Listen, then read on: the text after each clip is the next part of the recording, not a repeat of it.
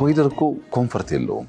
አሁን ለኔ እኮ ኮምፈርት የለውም። ማታ እኔ ደክሞኝ መተኛ ሲገባኝ የግድ ዞሬ ማየት ያስገድደኛል። ምንም አይመቸኝም እኮ የሚመች ስራ የሚቀየረውን ነገር ለማምጣት እኔም ልሁን ከንቲባዋም ትሁን በየደረጃ ያሉ አመራሮች መከራቸውን በልቶ ነው የሚያሳኩት። መንግስት ብቻ እኮ አይደለም፣ ኮንትራክተሮች ከሞላ ጎደል ሁሉም በጊዜው ክፍያ ያገኙም ግብአት የለም ግን አምጣ ነው ውለድ ነው የሚባሉት እና ቀንና ማታ ይሰራሉ እነሱ።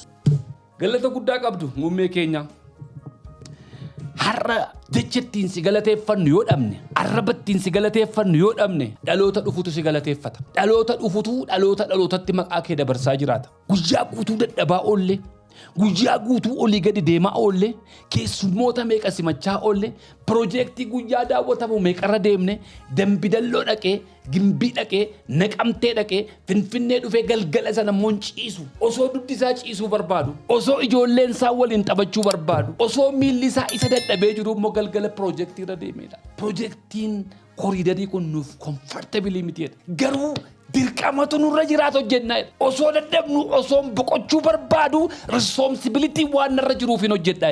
Hooggansa akkasii qabna Oromoo. Hooggansa akkasii Rabbi nuu kenna. Nama viizinii dhalateef jiraatu arrabsitanii osoo xiqqeessitanii osoo maqaa xureessitanii seenaa geeddaruuf halkaniif guyyaa muummicha ministeera.